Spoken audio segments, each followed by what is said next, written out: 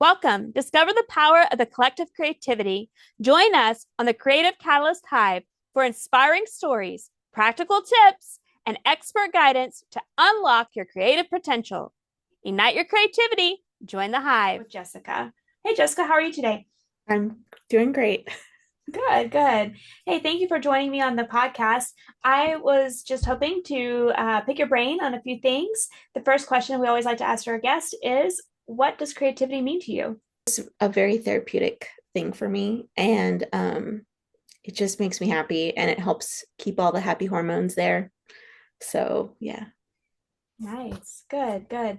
And can you explain to me what your creative outlet is, your favorite one? jelly plate printing. Fancy. And can you explain a little bit more of what jelly plate printing is to people who may not know?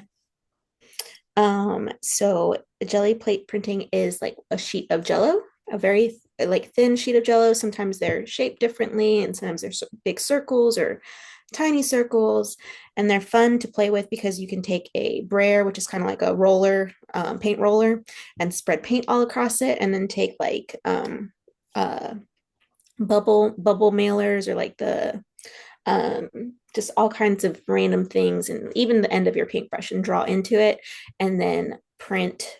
It's basically mono printing, so it's every single print that you pull is always unique and always different, and it's really cool. It's very it's therapeutic for me because I don't have to really think about it. I just play and I'm happy. So So you can use household items like bubble wrap from your packages, but do you ever use things like stamps or stencils or anything of that yeah, I nature? love using stencils for jelly plate printing. I love using stamps, but they're a lot harder to to clean up after. So I have to, I have to be set up for that. My desk isn't always set up for that. But stencils, yes, my stencils are covered in paint from jelly plate printing. Do you use all kinds of paint or just acrylic or how does that work? Um, yeah, I use anything from like Liquitex to Dina Wakley paints to Deco Art paint, um, just and even watercolors, and those are always fun to play with. I put my jelly plate and a stencil, and then I'll spray it with water, and then spread my watercolor paint or watercolor pencils all over it, and then pull, and those make such pretty prints. So Fabulous. And what kind of paper do you use to pick up the medium with? Anything, any kind of paper. Some paper is a little bit harder to work with. So like I have a bunch of 20-pound cards, 20-pound paper, just regular printer paper, Mhm. and I have to make sure everything's dry before I pull it, or else it will pull in shreds. Mhm. I'm playing with some 28-pound printer paper right now, and that's been very fun. It did tear a little bit the other day, but I think I'm learning it's all about learning, and you're learning what works and what doesn't work and all that stuff. So I've been playing with that, and that's been a lot of fun. But I'll use, like scrapbook paper. Like if I don't like a scrapbook paper, I'll grab that and print something else onto it, and then I fall in love with it, and I'm like, I don't want to tear it up. But Mhm. yeah, so What do you mean by you don't want to tear it up? What do you do with it once you pull the plate, once you pull the paper? well, you can, I love to cut mine up and put it into artist trading cards, or use it for collage fodder, or I love to take my stencil, not my stencils, paper punches, and I will punch out little leaves or hearts or stars or anything. It's a lot of fun to use for just creating a fun. Oh man, I can't remember what those paper, like a paper board, like of just hodgepodge. You Collage? know, yeah, collaging a big sheet of collage paper. So I'll tear it up and use it for collage on that. Fabulous, fabulous. So tell me, how did you discover this outlet of creativity for jelly plate printing? So with jelly plate printing, well, we had this thing called a pandemic back in 2020, Mhm. and that was really I had a 1 year old, a two 2 or 3 year old, and like a 7 year old at the time, and so that was very, very hard. And so I was like, okay, I need to find something. I had we had just started to unpack more of our house because we had already lived here for a couple of years, and I found a bunch of my Dina Wakley art. paint and everything and her stencils and stuff. And I was like, oh, that's right, I forgot about her. So I went to she was doing a whole bunch of demos with Dina, and I loved all of those videos. They're still on YouTube and Facebook if anybody wants to go see those. And yeah, so I thought that was great. And so she was doing a demo with her jelly plate. And so she had the round one, and then she had the rectangular one, and then she had the big rectangular one. And I was like, that is really cool. I think I want to play with those sometimes. And I think another YouTube artist named Wilna Furstenberg, she also was starting to play with the jelly plate. And I was like, okay, well, if they're playing with it, I should try it out and see what it's all about. Jane Davenport also was doing, she had just done a collab with Jelly Arts of her own gel plate, which is a little bit thinner. And I don't think it's available anymore. But it also came with a little mermaid scale, which was adorable. And I was like, oh, that's the one I have to have. And it's nice and thin, and it fits in my notebooks, and it was the perfect size. So that was my first gel plate that I bought. And then it just downward spiraled, and I, down the rabbit hole. And I have at least 10 plates of different various sizes. And that's just been very, very fun to play with. That is, how has this art created impact for you and the people around you? Oh, it's been really cool. And I've been, jumping out of my comfort zone and just trying to love on other mamas that might be in the same headspace of like, I just need something for me. I need something that's not too much, that doesn't take too much of my brain space, and I can just easily do it. And so I introduced it to one of my friends 2 or 3 years ago now, and she was just like, oh my gosh, this is the coolest thing ever. And then we went to a jelly print class with a local, scrapbook place, and that's where we met you. And then we all started to hang out, and it was just such a great way to create community within ourselves. And then I've introduced the jelly plate to a couple of other friends, and they all love it. They've bought plates, or I've given them plates, and it's just been such a blessing to because I get to do it with them. I'm not just doing it alone anymore because of, for COVID restrictions or whatever. I'm doing it because I've taught it to other people, and even my friend who's a type A personality, she has learned to let go and just like really embrace the play that is the jelly plate. Fabulous. And my next question for you is, what do you find rewarding about using the jelly plate and creating things? Like going back to what I've said, like I've been able to give back to others, and I've made so many good friends out of it, like people that I love to just have play dates for my kids, but then also play with the mom and hang out and jelly plate together or collage together. And that's been very therapeutic for both of us. And it wouldn't have happened had I not, shared my work and shared just the things that I've created. So Awesome. So tell me, how do you balance this fun creativity with your everyday life? What all do you do every day, and how do you balance it all together? try to bring it in with my kids. Like I homeschool my 5, 6, and 11-year-old now, and we just have fun together. My middle loves to my son loves to come in and play with the brayer because he thinks it's a car. My middle one, and he's my baby, and then my middle one loves to come in, and she loves to watercolor on her jelly plate and then put it in her little book and just make art that way. And just it's really cool to see them let go. And it was really therapeutic because I was buying smaller plates during COVID, and I would let them play. We'd all set up the kitchen table and we'd all play together. And it was just, while brother napped or whatever. And it was very therapeutic to see them, just learn to play with something as like you think it's so complicated, but if a child can do it, it's really cool. But yeah, so it's just been really neat balancing. I try to just bring it in with them. I try to let them come in and play with me too. And don't try to push them away. I just keep inviting them in and keep welcoming them in.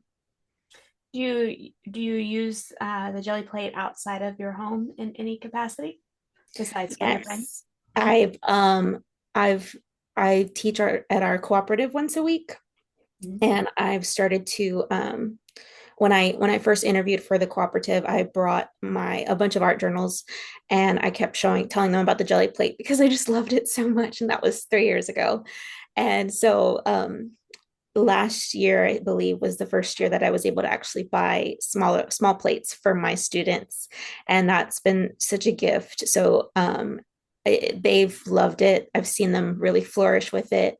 And those kids are 11 to 13 years old, and they're doing it again this semester, but they absolutely love it. And it's not your normal art medium that you would play with. Mhm. But it's really fun to just show them. And I bought them stencils and I bought them, new paints. And so they're just having a blast figuring out how all that works. And yeah, it's been really cool to see them flourish from this, something so simple. So fun. So you mentioned art journals. What do you do with those, and what does that entail? So I do a thing called mixed media art journaling, and it's just where you have a notebook. Sometimes it's a simple composition book that you can buy at the Dollar Tree or at Walmart. And what's fun about those is you can just play. You don't have to worry about it being this beautiful perfect thing because you're just doing it for yourself. And yes, they do sit on my bookshelf, or I do have them in a pile on the floor right now.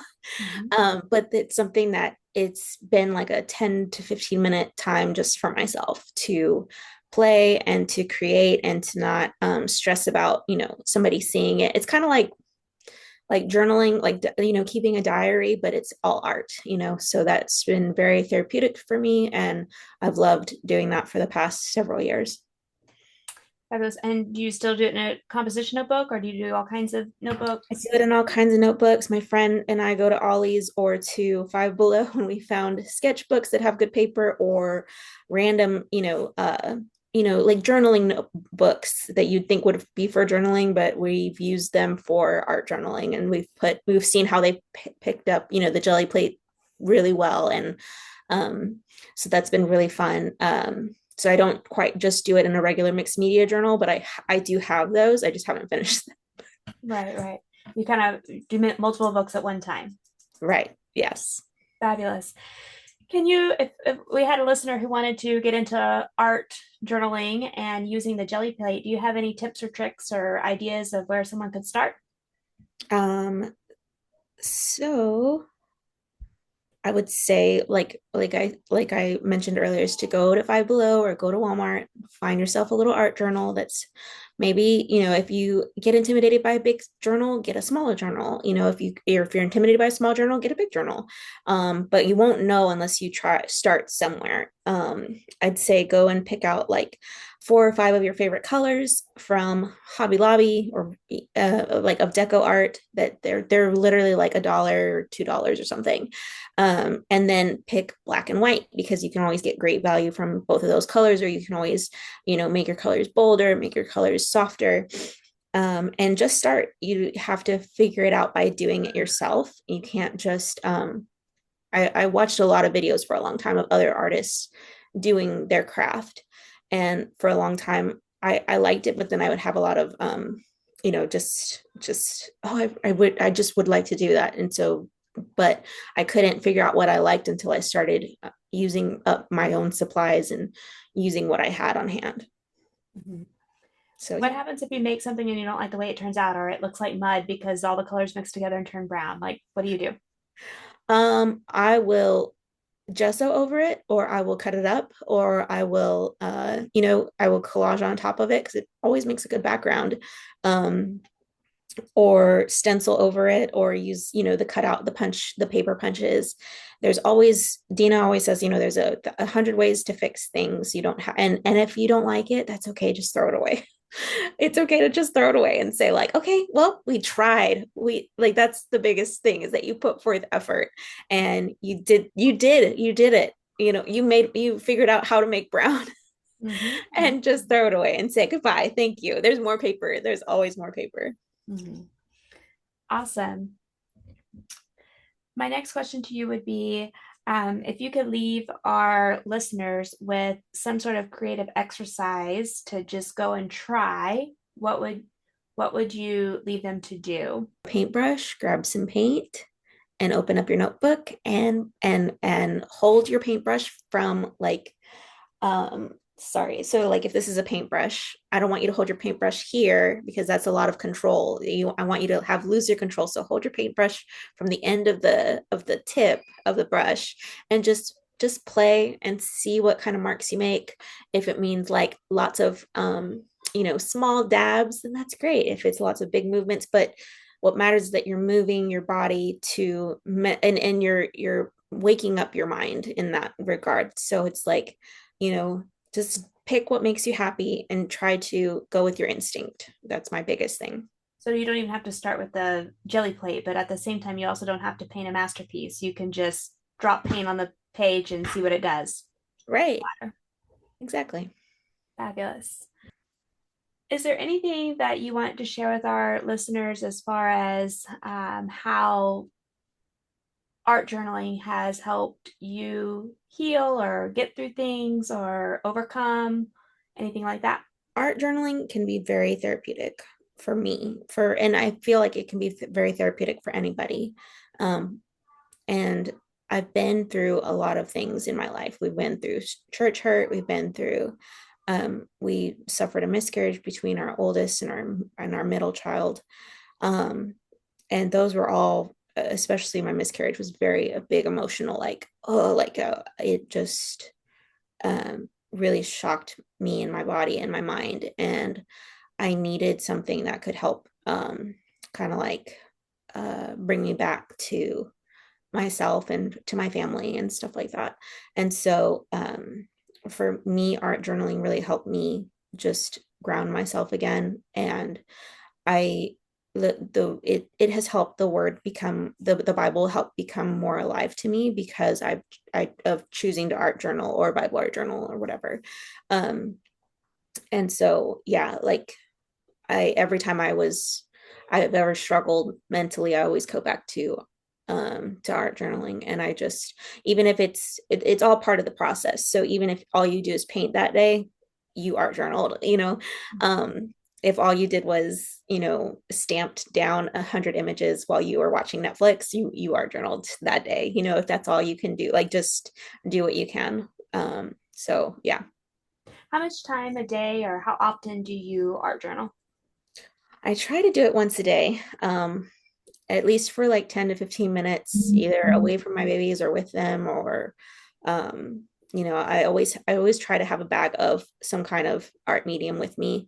Like in my purse, I have like a small notebook and a pencil and some jelly pens because I love those. Those are like my go-to product, go-to things.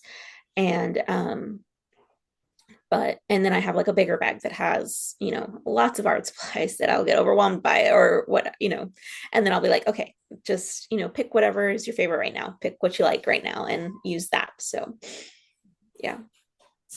Fabulous. If our listeners wanted to maybe see some of your work, is there a place that they could do that or find you? Yes.